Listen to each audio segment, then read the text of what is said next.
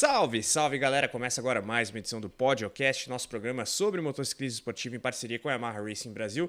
Começamos na fechada, mas já abrimos para geral com o retorno de Felipe Mota, triunfal retorno, apresentador dos canais ESPN, que esteve, aliás, peregrinando pelos Estados Unidos. É isso, Felipe? É isso, Carlos. Um abraço para você, aos amigos do Podcast, a galera que tá ligada. Sim, tivemos dias de férias, voltei para o Grande Prêmio de São Paulo aqui em Interlagos, então já preciso de férias porque esses 4 dias em Interlagos foram um pouquinho devastadores. Além das madrugadas de MotoGP. É isso, acho que eu tô mais moído do que o trio do acidente da primeira volta que a gente vai debater aqui na sequência. Mas até dando um bastidor, né, por conta da alteração de programação em Interlagos, a gente acordou, exato, assistiu a MotoGP GP da Malásia. Exato. E depois fomos para Interlagos. Guilherme Longo sempre conosco e Fausto Macieira, comentarista do Mundial de Moto Velocidade na ESPN. Fausto, já vou dar a deixa pro seu brap inicial. Fim de semana maluco lá em Sepang, hein? É isso, bom dia Carlos Costa, bom dia Felipe Mota, bem-vindo. Guilherme Longo conosco também. Brap, salve rapaziada, ligada no podcast, oferecimento da Yamaha Racing Brasil e da Motorsport Brasil. Eu feliz da vida, né? Depois de corridas espetaculares na Malásia, campeonato ainda aberto, indo para a última etapa e um pouco, pelo outro lado, triste com o que está acontecendo na Espanha, que levou a mudanças no local da final dessa temporada 2024, mas o show tem que continuar, o motociclismo, o esporte é entretenimento e ajuda a superar os momentos difíceis que a vida nos apresenta dia a dia. Não para o Felipe, que está unidos em campanha, em férias, passeando, andando de executiva para lá e para cá, e está de volta conosco agora, mas já caiu no olho do furacão no Grande Prêmio de Fórmula 1. É isso, rapaziada. O pessoal começou inspirado hoje, Guilherme. Mas vamos passar os resultados aí desse fim de semana para quem porventura não acompanhou as corridas na madrugada. Tivemos classificação sprint e corrida principal, como é a praxe na MotoGP. E o que aconteceu, Guilherme? A gente teve, vamos focar aí na sprint, na corrida, que elas mexeram muito com a situação do campeonato, né? Porque Pecco Bagnaia chega em Sepang já diminuindo um pouquinho a diferença, pensando que poderia virar o jogo, mas aí ele faz o que não poderia ter feito, caiu no sábado e deu aí a vitória na mão de Jorge Martin para a corrida sprint. Depois de cravar a pole. Depois de cravar a pole, ainda por cima, né? Então ele jogou uma vitória que estava na mão dele, basicamente. E aí no domingo ele consegue vencer, mas Martin em segundo lugar, então a diferença hoje, falando de pontuação do campeonato, 485 a 461, então 24 pontos de diferença, com apenas 37 em jogo na etapa final, que a gente vai comentar depois, mas deve ficar com o Barcelona mesmo. Então, Martin tem basicamente as duas mãos na taça. Ele depende só dele para levar esse título, talvez levando o título até na sprint e não na corrida do domingo. Felipe, o Bagnaia sai como grande vencedor no domingo, mas um fim de semana em que não dá para dizer que foi uma vitória contra o Martin. Não dá. Até pelo TikTok do relógio pro fim do campeonato. TikTok, né? Do relógio ou tic-tac? Tic-tac. Ele tá muito social media ultimamente. Tempos modernos é TikTok mesmo. É isso mesmo. O tic-tac do relógio tá acabando o campeonato. Se fosse etapa 3, ele podia sair feliz. Agora, tendo a desvantagem que tem e tendo caído, não é só uma questão matemática, né? Se ele tivesse perdido, já seria doído, caindo. Eu passei muito tempo focando nessa disputa pelo título no Bagnaia, assim, falando, se o Bagnaia perder, vai ser constrangedor, se não sei o que acontecer, vai ser talvez um fiasco. Eu queria agora ir para a linha do Martin, cara. Se o Martin for campeão, eu acho que é um campeonato que a gente tem que lembrar para sempre, porque todo campeonato em tese é histórico, porque traz um campeão. Ponto. Mas a gente lembra de cabeça alguns e outros a gente tem que pesquisar. Como foi mesmo aquele? Esse aqui, a gente sabe decora e salteado. O campeonato atual do Martin, para mim, ficaria, se ele for campeão, eu sei que nesse momento até os fãs do Martin devem estar, vira essa boca para lá, porque especialmente em espanhol, quando você começa a cantar, eles têm um gesto que até poderia ser censurado, que é sutilmente colocar as mãos nas bolas. É o famoso, é o que a gente faz, o sai para lá, sabe assim, show! Bate na madeira. Eles não, o deles é assim. Eu falo isso porque uma vez, no 2010, quando o Alonso faz a pole em Abu Dhabi, eu de propósito chego para os espanhóis e falo, acabou, é campeão. E ele, todos ao mesmo tempo, fizeram o gesto que eu acabei de descrever. Então eu imagino que os espanhóis estão fazendo isso agora para quem vai para uma linha de Jorge Martin. Mas eu queria no podcast te falar sobre isso. Cara, é um campeonato irretocável do Martin. Eu acho que esse campeonato diz muito mais sobre o Martin do que o Bagnaia. Eu não acho que esse campeonato tem que definir o Bagnaia como um vacilão. Olha, Bagnaia, você errou muito. Sim, ele errou bastante. Ele caiu diversas vezes. E isso tem que ficar anotado, mas eu não acho que redefine a percepção que a gente possa ter do Bagnaia. Mas redefine a do Martin. Sem dúvida. Que é um cara que sempre foi rápido, mas sempre errou demais. Vamos falar da corrida, eu já vou devolver para você para não me estender. Acho que correu uns riscos absurdos nessa corrida, mas ao mesmo tempo bati palma de pé nas disputas, especialmente nas 4, 5 primeiras voltas. Aquilo foi fantástico. É que os riscos que ele correu foram contra o Bagnaia, né? Se os dois caíssem... É isso. Mas teve uma hora lá que ele deu um mergulho que até a turma, a Milton, a Ju Tesser e o Fausto ressaltaram: não precisa disso não. Que foi uma dele. Ele deu um mergulho ali que se ele fosse, ele ia sozinho. Mas eu acho que esse é um campeonato que diz muito mais... que deve ser muito mais olhado para o Martin do que para o Bagnaia. E como eu passei o ano falando sobre o caramba, hein, Bagnaia? Agora eu queria falar, uau, Martin, porque até aqui, incrível. Ainda tem a última. Ainda tem bastante coisa, carreiras são carreiras, a gente tem que ter calma. Mas eu passei o ano, você sabe, por uma questão de um bolão que eu participo, torcendo pelo Bagnaia. Porque eu tinha o Bagnaia nesse bolão. Chegou um momento que agora eu não consigo... Eu ficaria triste de ver o Martin, a não ser que ele faça uma pataquada tão clamorosa, mas se desse algo, sabe, meio acidental. E eu acho também que a gente precisa ressaltar o bater palmas para a Ducati, que está deixando o couro comer, sem ter uma interferência que muitos imaginavam, inclusive eu. Essa questão da Ducati, né, a gente tem que destacar o nível desse campeonato. É um negócio absurdo que a gente tem visto. Eu tô olhando aqui os resultados, a gente terminou agora esse fim de semana, a pernada asiática do calendário, né? 5 etapas, Indonésia, Japão, Austrália, Tailândia e Malásia. Eu fiz as contas aqui rapidinho, olhando só para os GPs no domingo. Foram, do Martin, 1 vitória e 4 segundos lugares, pro Pecco, 3 vitórias e 2 terceiros lugares. No somatório de pontos só do domingo, em 5 corridas, o Bagnaia fez 108 pontos. O Martin fez 105. Então, assim, mostra realmente o tamanho do equilíbrio do campeonato. E quando a gente olha para as sprints, eu não fiz as contas aqui dos pontos, mas são 4 corridas pontuando e 1 abandono para cada um dos dois. É um negócio absurdo que a gente está vendo esse campeonato. É um dos melhores campeonatos, assim, que eu lembro de ter visto na MotoGP em muito tempo, porque são 2 pilotos de alto nível que entregam boas disputas na pista e que não estão deixando, e pra mim esse é o ponto muito importante, eles não estão deixando o negócio descambar pra fora dela, não tá uma coisa feia fora da pista. Não lembra, sei lá, as grandes tretas de Rossi e Lorenzo que se xingavam e que jogavam o Mark Marques no meio da história. O Marques tá aqui, ele tá brincando na história, mas tá de boa na dele. Então, pra mim, é um campeonato que realmente vai entrar pra história esse aqui. E olha que o do ano passado já foi bom com esse mesmo duelo, com foco no título mundial. Fausto, suas impressões aí de como fica a briga pelo título depois da Malásia. Pois é, a corrida da Malásia foi espetacular, né? O Bagnaia fez o possível, né? Ele chegou lá com 17 pontos de atraso, fez a pole, quebrou o recorde da pista, mas não conseguiu largar na frente. A pole era do lado esquerdo, a primeira curva para o lado direito, e o Martin está largando bem demais. Então, na corrida sprint, ele chegou com uma desvantagem de 17 pontos, o Bagnaia em relação ao Martin.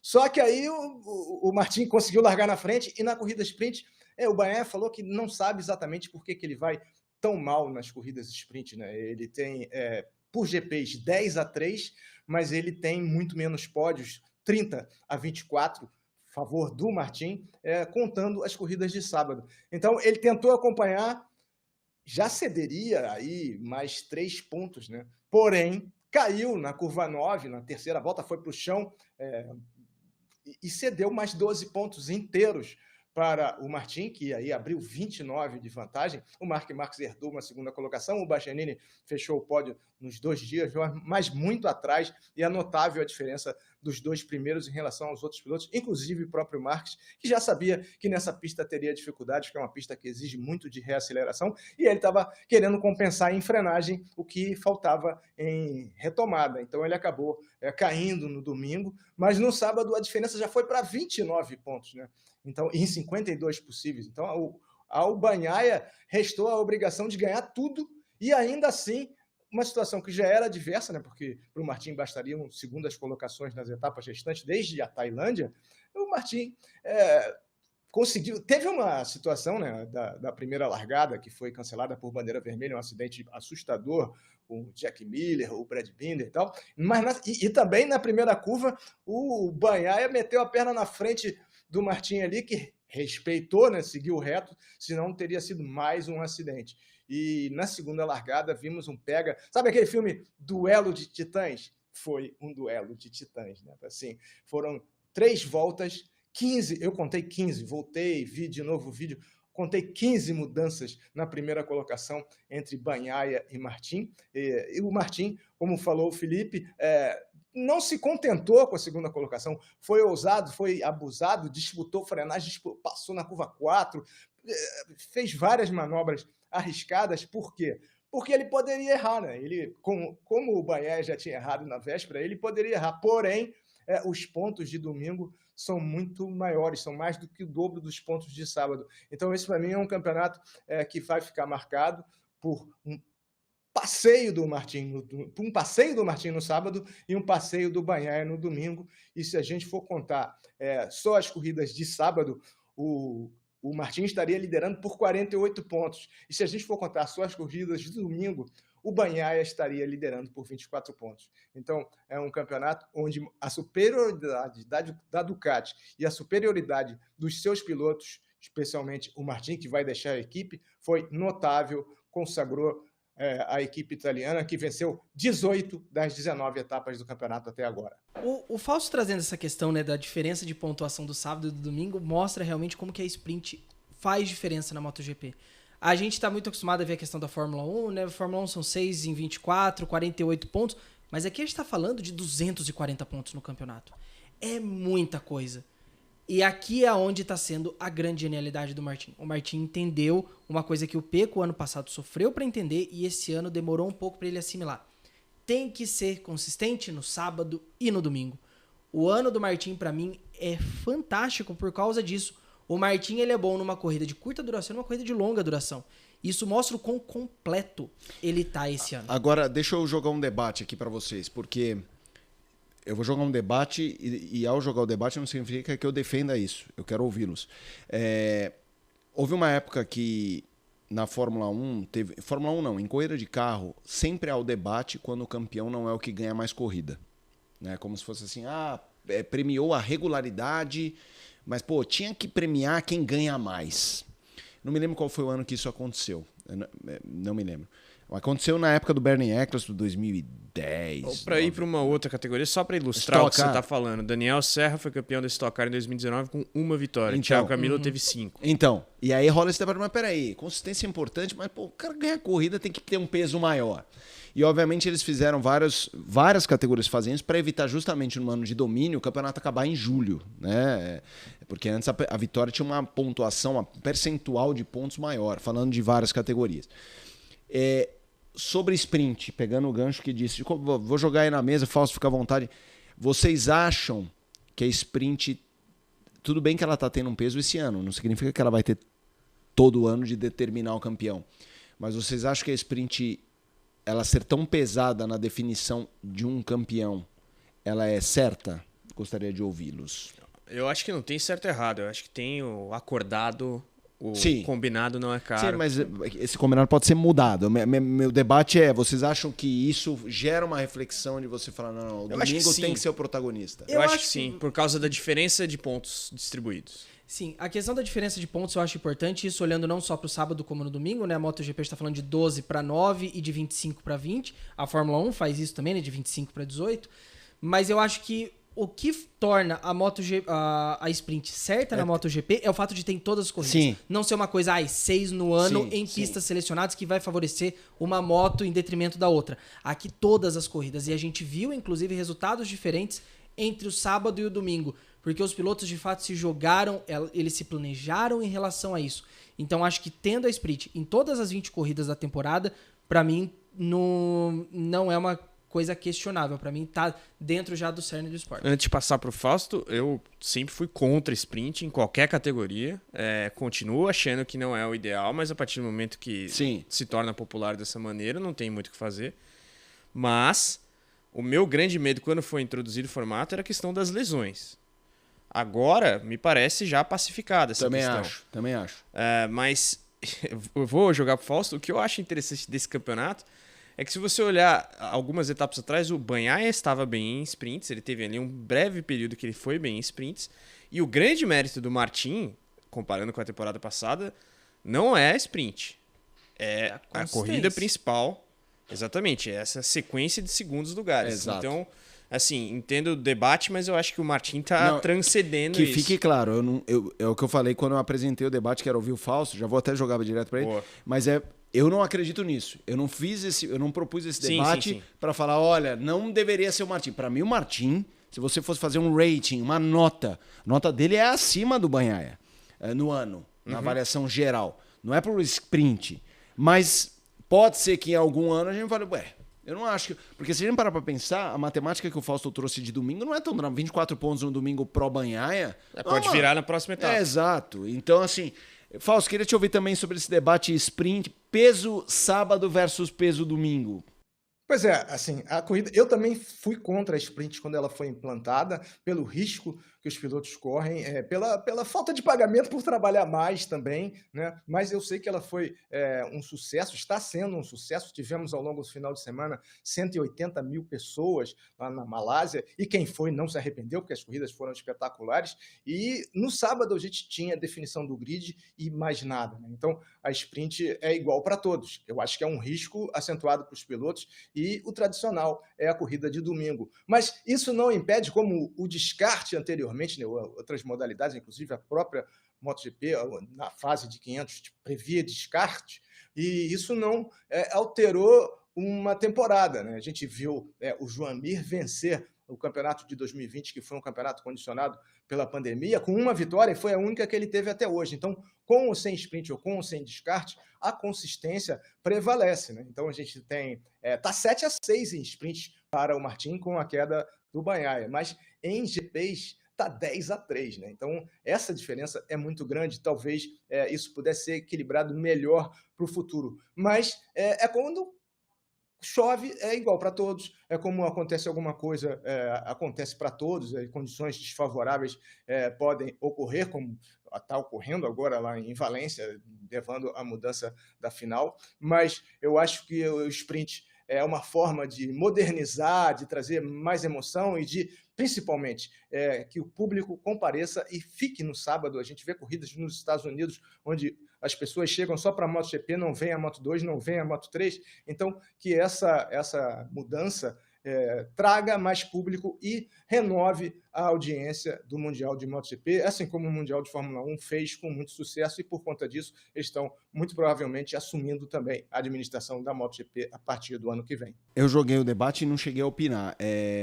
Eu também era contra, especialmente, única e exclusivamente pelas lesões, porque do ponto de vista de sprint, eu acho que a sprint faz muito mais sentido em MotoGP do que Fórmula 1, por exemplo, pelo pessoal em loco. Porque a gente sabe que um quali, se só houvesse um quali de Fórmula 1 no sábado, pode parecer pouco. O problema da Fórmula 1 era o sexta, não era o sábado, porque um quali é dramático. Tem muito quali mais legal do que corrida, o que não é o caso do MotoGP, né? O MotoGP, largar bem é importante, mas você consegue fazer uma boa corrida. Na Fórmula 1, você largar em sétimo, a chance de você ter se ferrado é imensa. Agora, eu acho que a gente tá pesando essa coisa de vitória, mas tem um gráfico muito importante que é o de abandonos, né? E de quedas. A gente fala assim, fulano ganhou 8-7 ou 10-3.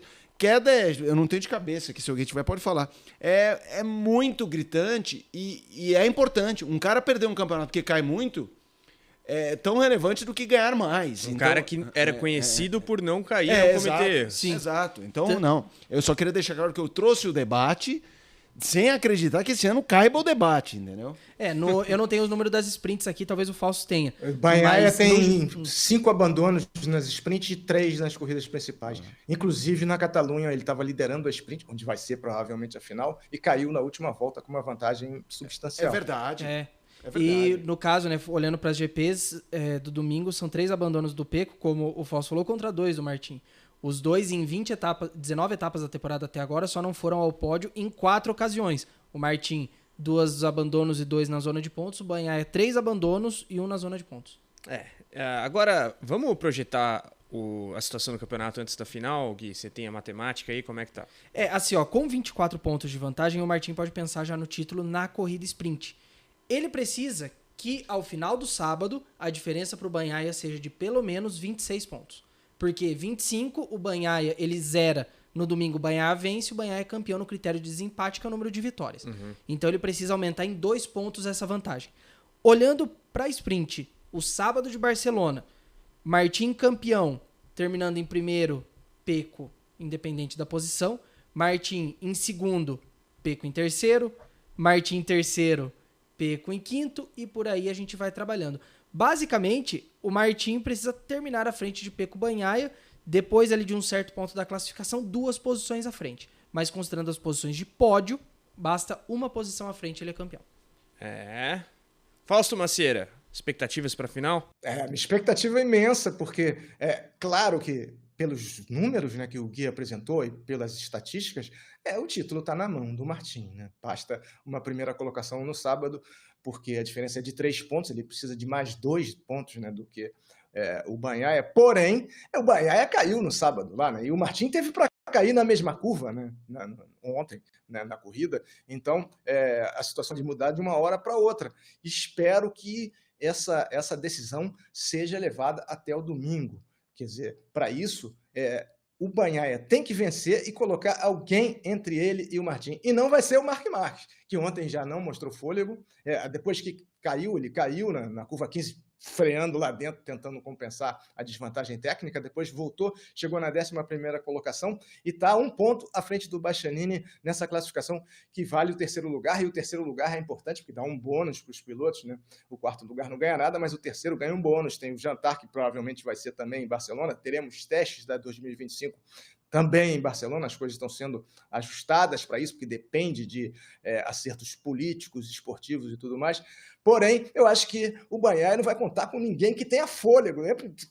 Todo mundo quer chegar na frente do Martin, mas ninguém que tenha fôlego para fazer isso na Catalunha, onde o Martin vai estar correndo em casa. Então, o favoritismo é todo do Martin, mas as corridas são imprevisíveis. Do Bagnaia, se tivesse chegado em segundo, teria cedido 3 pontos, acabou cedendo 12 porque caiu, e o mesmo pode acontecer com o Martin ou com qualquer outro piloto que vá competir lá em Barcelona. Espero que as coisas sejam prolongadas até o domingo. Porém, o momento é todo do Jorge Martin, inclusive que vai correr em casa. Felipe Mota, título definido sábado ou domingo? Domingo. Domingo. A gente tem um dia a mais, vai. Mas eu acho que a chance é enorme de acabar no sábado. Eu acho que acaba no sábado. Eu espero que seja no domingo, eu acho que vai ser no sábado. O ano do Martin é irretocável e eu não acho que ele vai administrar sábado. E o fato dele estar correndo em casa, ele vai querer ganhar. O público vai estar querendo ver ele campeão, E ele vai outra, estar energizado se com ele isso. zerar e o Bagnaia vencer, ele ainda consegue administrar no domingo, entendeu? Eu acho que se ele precisar administrar, ele administra no domingo. Sábado eu acho que ele vai lá e ganha. Não que eu acho que ele vai ganhar, vai cair, não tô falando. Sim. Mas eu acho que por isso o Bagnaia vai estar muito na corda bamba, no sábado já. Porque o Martin, ele tem essa vantagem, ele vai jogar com isso, ele é especialista em sprint e vai estar correndo em casa. O Bagnaia vai ter que combater isso, a não ser que o quali do Martin seja desastroso, que não tende a ser o caso. E para isso tem que começar na sexta já, pra ele ir pro Q1? Exatamente. E o Martin tem largado muito melhor que o Bagnaia, preciso que se diga isso também. Eu acho que o Bagnaia vai estar numa situação bem difícil na sprint. Fausto, você queria falar? Pois é, queria falar porque o Q2, né, de sábado foi espetacular. Então, na linha do que o Felipe falou, o Q2 foi espetacular no sábado. E na sexta, esse formato que já classifica quem vai para repescagem ou não na sexta-feira, também é sempre espetacular, porque é 1 hora de treino, então você tem meia hora para ajustar a moto e depois colocar pneu macio e ir para a briga. Então eu acho que isso tudo pode acontecer, mas eu queria me fixar numa declaração do Martin depois da vitória do Bagnaia. Ele falou assim, sou eu e mais 12 contra todos. O Bagnaia tem a prioridade da Ducati, tem todo o apoio do mundo, tem toda a parte técnica e existe uma preocupação de que não haja nenhuma surpresa, nem técnica, nem em pneus, porque os pneus podem determinar o sucesso ou o fracasso de um piloto, e a gente vai ter... Você viu que ontem o Martin fez uma escolha muito arrojada de escolher o pneu médio, foi o único que escolheu, mais outros 2 pilotos lá atrás, o Marini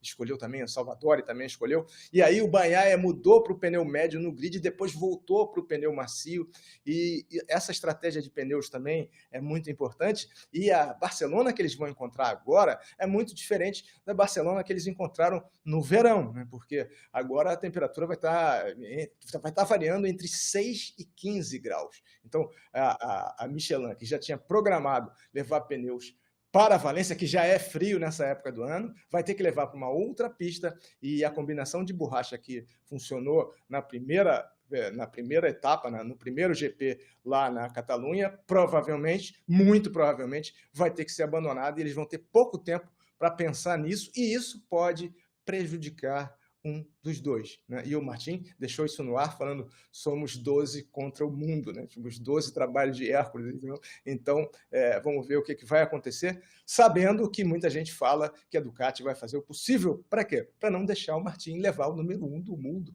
para a garagem da Aprilia em 2025, né? Isso está bem mencionado nas conversas dos jornalistas, e pode acontecer alguma coisa diferente, porque quem mexe nas motos, quem comanda os acertos eletrônicos e mudanças no motor é a própria equipe Ducati, não é a equipe Pramac, que também está saindo da marca. Tem esse outro aspecto ainda, né? A Pramac também se divorciando da... Ninguém ali tem nada a perder nessa história.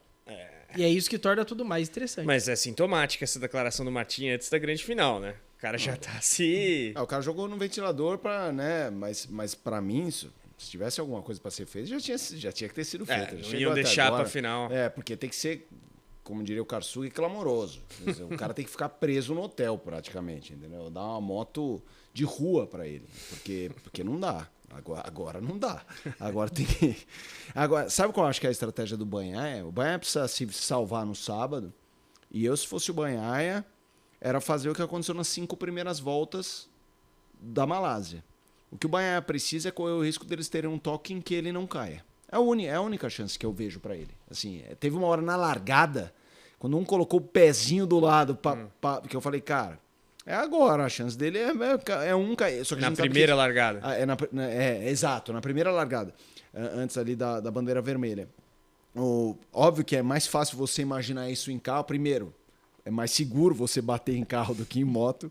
E é mais fácil, num acidente de carro, um tomar um prejuízo muito maior do que o outro. Geralmente, quando um engata no outro, vão os dois. Mas eu não vejo outra chance. Assim, eu não tô falando que ele vai fazer isso, pelo amor de Deus. Sim. Mas eu... E isso no sábado também não resolve, né, Felipe? É isso. Porque ainda, por exemplo, se o Bagnaia vence e o Martin cai no sábado, ele cede 12 pontos, né? A diferença recuaria para 13. E uma diferença de 13 é a 4ª colocação, né? Então, assim... bastaria um terceiro. E a gente não vê ninguém, porque o Bastianini, que também vai sair, né? Também não tem a prioridade, está longe disso, dentro da Ducati, não tem fôlego, nem ele, nem o Marques, nem o Alex Marques, que foi bem, largou na primeira fila, chegou em quarto, nem o Acosta. Não tem ninguém para fazer frente. É duelo de titãs novamente. Ele tem que se salvar na pista sábado, e o domingo precisa do bunda lelê, entendeu? Então, assim, óbvio que ele não controla tudo isso, mas... Pra mim não é negócio ele ganhar abrindo 5 segundos. Ele tem que ganhar ali. Porque de repente ele fica segurando o Martin e vem um terceiro que vai disputar a posição com o Martin. Tem que ter um chutinho, assim? Não, chutinho não. O chutinho não. Bem, o Bagnaia é o professor ali, né? Coisa que ele falou que não vai fazer.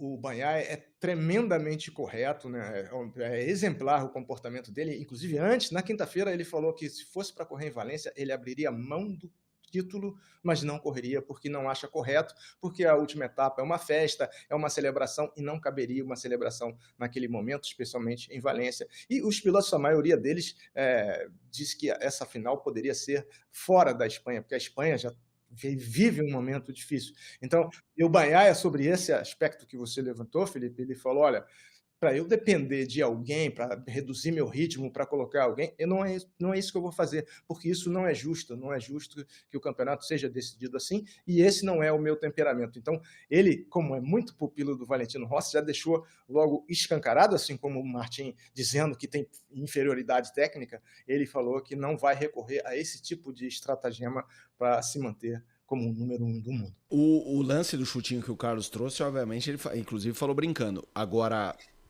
deixar ali todo mundo empacotado não é nem antijogo. Assim, Sim, entendeu? estratégia. Se ele tiver a oportunidade de estar liderando com o Martin em segundo e ele conduzir um ritmo que fique ali mais um terceiro, mais um quarto, isso é jogo. Ele corre o risco até de perder a corrida, porque nessa aí o Martin pode passá-lo e ir embora. Mas ele precisa disso. Ele abrir 5 segundos não muda nada. Então, porque numa dessa o Martin erra sozinho. O Martin vai lá dar uma mergulhada, como aconteceu quase na Malásia, uma mergulhada ali perigosa. Opa, onde você vai, Martin?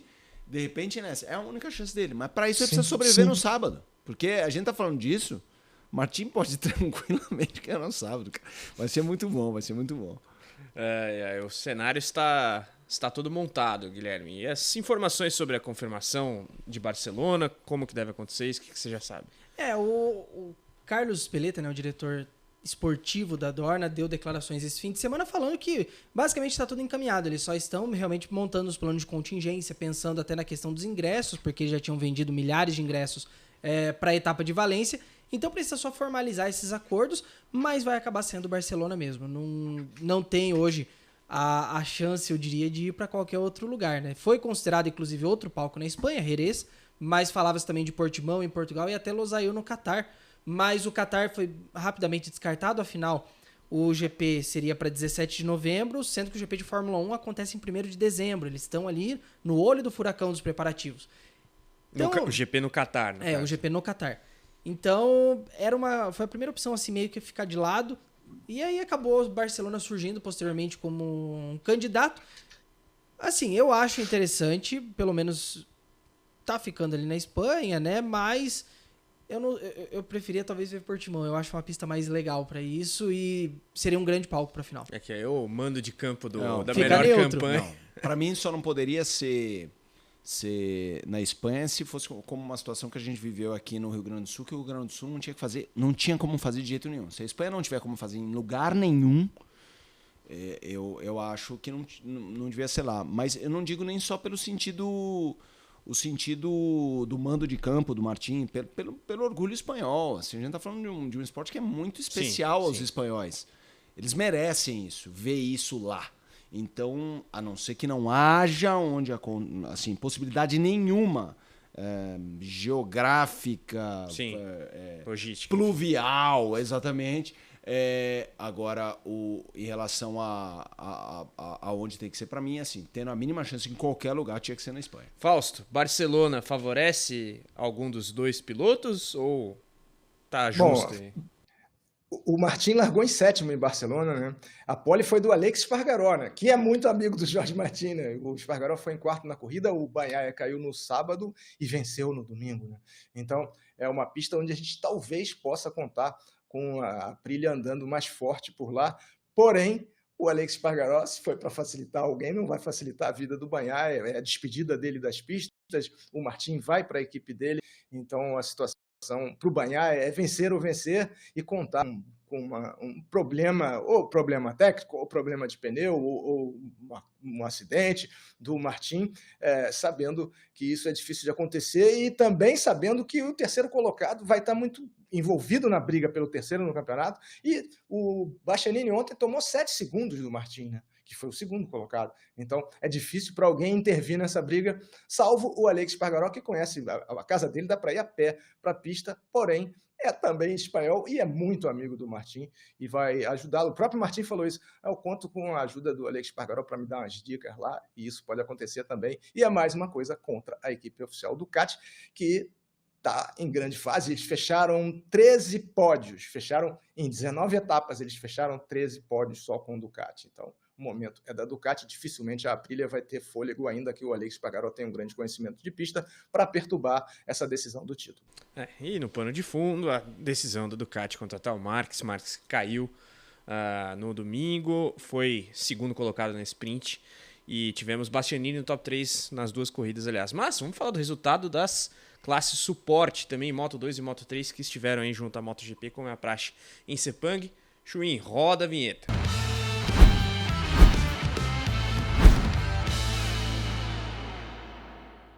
É isso aí, mais um fim de semana do Mundial de Moto Velocidade, MotoGP, Moto 2 e Moto 3, que aliás teve um vencedor inesperado aí na Moto3, é isso mesmo? É isso aí. Vamos começar então falando de Moto2, que tivemos a vitória de Celestino Vietti. O Guilherme até foi pra Moto2 pra não pegar lá.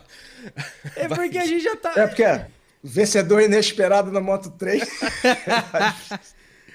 Mas vamos começar falando da Moto2, que é a galera que tá chegando ali na MotoGP, mas tivemos a vitória do Celestino Vietti, uma corrida em que o já coroado campeão Ai Ogura acabou abandonando um pódio, inclusive o top 3 foi um pouco inesperado, né? A gente teve o Jorge Navarro na segunda posição, Izan Guevara em terceiro, e o Diogo Moreira, piloto brasileiro, fez aí mais uma boa corrida, mais uma vez um top 10, terminando na 10ª posição desde que ele voltou depois logo de atrás do passado por uma Chantra, se eu cirurgia. não me engano. Isso. 4 corridas na zona de pontos, um 8º lugar, 2 P5 e agora o 10º. Então o Diogo tá terminando a temporada em alta, já pensando pro ano que vem. Quanto na Moto3, o que dizer? É a 13ª vitória de Davi Alonso, recorde atrás de recorde, tá disparando.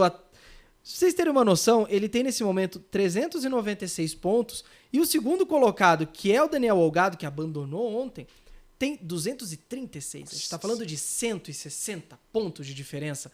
É muita coisa, é um absurdo o que Davi Alonso tá fazendo esse ano na Moto3. E aí a dúvida é, será que ele consegue replicar isso na Moto2 ano que vem, Fausto?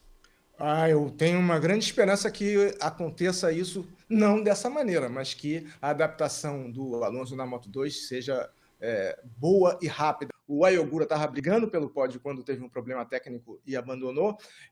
O Aron Canet garantiu o vice-campeonato, né? E também tivemos o primeiro pódio. Bom, o personagem da corrida da Moto2, o Canet garantiu o vice-campeonato, mas ficou fora do pódio. O personagem da Moto2 foi o Jorge Navarro, né, que está substituindo o Joe Roberts desde a Tailândia, fez a pole com recorde da pista e chegou na segunda colocação. Ele que está atualmente competindo no Mundial de Super Esporte, meio sem recursos, foi um substituto que superou o substituído, foi muito bem.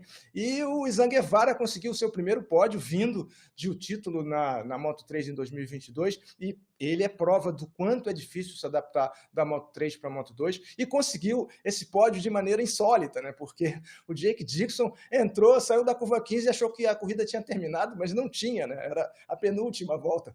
E aí o Izan Guevara, que é companheiro dele, passou batido e conseguiu o seu primeiro pódio. Ele não tinha pódios desde 2022, no ano em que foi campeão na Moto3. Então essa adaptação da Moto3 para a Moto2 é bem difícil. A gente tem agora o Alonso vindo de 13 vitórias, subindo para a Moto2 no ano que vem, e a gente tem o campeonato ainda em aberto, o vice-campeonato ainda em aberto. Daniel Olgado e o Colin Vair estão com a mesma pontuação, brigando por esse vice-campeonato lá na etapa da Catalunha. E só voltando à Moto2, o Diogo Moreira, com essa 10ª colocação, ele assumiu a 15ª posição no campeonato, um ponto à frente do Senna Agios, e os dois estão brigando pelo título de novato do ano, né? Então, o Diogo tem condição de fechar esse título. É a segunda vez, se isso acontecer, será a segunda vez que ele seria o novato do ano numa classe especialmente difícil como é a Moto2 para quem vem da Moto3. O nosso glorioso Dixon dando uma de Espargaró aí nesse fim de semana, mas acontece. Agora, falando de piloto brasileiro, Guilherme, temos um outro destaque muito importante no podcast hoje. Não, esse aí eu vou até deixar pro Fausto, que eu sei que ele tá animadíssimo para comentar, mas Fausto, temos Humberto Maier, turquinho, campeão ibero-americano de velocidade. Pois é, um resultado muito bom para o turquinho, que teve um ano difícil, né? Não participou de parte da temporada. Esse campeonato é o ibero-americano, que é disputado em paralelo com a final do espanhol de Superbike, na classe Super Sport 300, e o turquinho foi lá para Jerez de la Frontera, viu e venceu, né? Ficou na segunda colocação na corrida 1 por 3 milésimos de segundo, venceu a corrida 2, fez a pole e ele empatou com o espanhol, né, correndo em casa, o Antônio Torres, né? E então ele fez segundo e primeiro, o Torres fez primeiro e segundo. Nessas condições, eles fizeram ambos 45 pontos e a segunda corrida prevalece sobre a primeira. Com isso, o turquinho foi campeão latino-americano, foi campeão ibero-americano, à frente do Torres. Na terceira colocação, tivemos mais um espanhol, o Nai Pascual. Em quarto, outro brasileiro, o Kevin Fontainha. Em quinto, um lusitano, o Thomas Afonso. E também a chilena Isis Ávila fechando na 16ª colocação. Então, é um campeonato multifacetado. O turquinho conhece bastante a pista de Jerez e meteu a mão e nos encheu de orgulho com essa vitória aí no Ibero-Americano. Parabéns para ele, parabéns para o motociclismo esportivo brasileiro.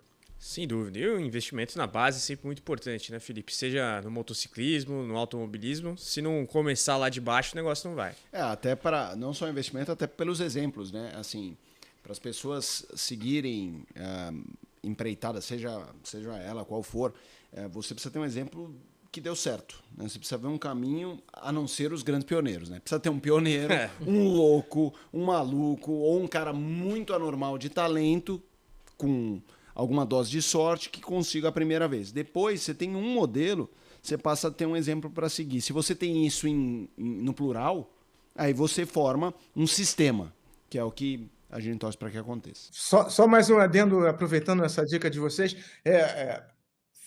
Foi importantíssimo, fundamental, o apoio da Yamaha para esse resultado do Turquinho, do Kevin e da Isis. E a Yamaha andou bem também, está avançando na MotoGP, fez uma 6ª colocação com o Fábio Quartararo e um 8º com o Alex Rins. Então, eles também estão avançando na MotoGP. E mais do que isso, aqui no Brasil, eles estão sendo os grandes impulsionadores das carreiras de jovens pilotos, como é o caso do Humberto Maier, do Kevin Fontainha e tantos outros que competem com o apoio da Yamaha Racing Brasil.